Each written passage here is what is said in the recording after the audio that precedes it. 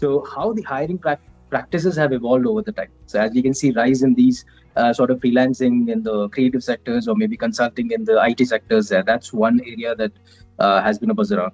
And the second question that we have here is consulting becoming the preferred choice over the traditional full-time jobs, as we were discussing on? And the next part that we have here is the third question that we have is the pros and cons of freelancing and consultants or the full-time roles that we have or the workers or employees that we have.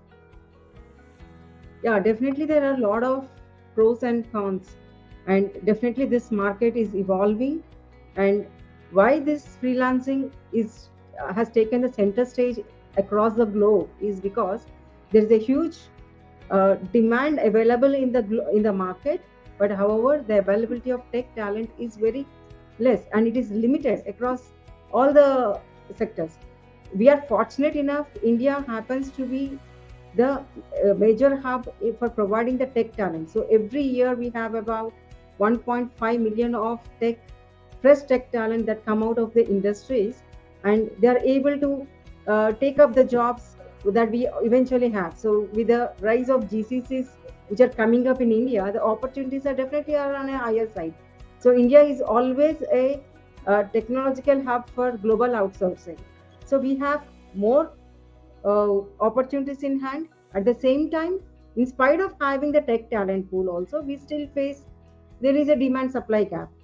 So to be able to fill and bridge this gap, there are various modes of hiring, or I would say like people prefer to take freelancing as a better option because most of the niche skills, like any of these emerging skills, AI, ML, AI, generative AI, cloud computing technologies, cyber security, all these niche areas, they prefer to work on a freelancing because they tend to earn more, and they also have the flexibility of working from any location. And more than in India, globally there is a huge demand supply gap. So most of these freelancers also try to opt the jobs from globally.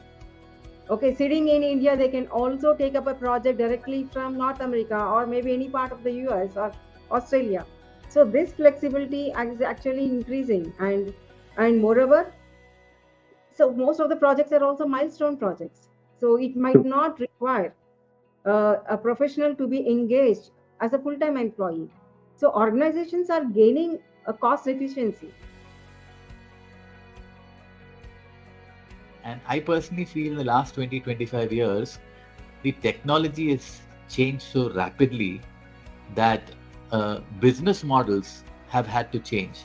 And because of this, the mortality rates of companies itself has reduced.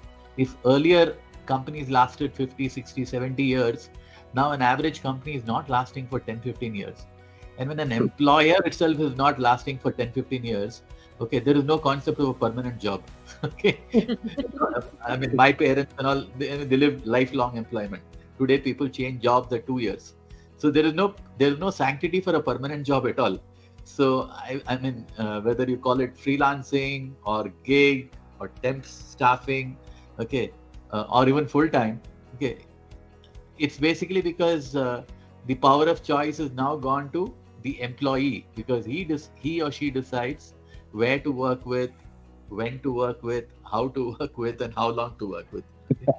So I personally feel that this is a reality, new world, and therefore the complexity of a recruitment person is, okay, how do you attract and retain freelance talents?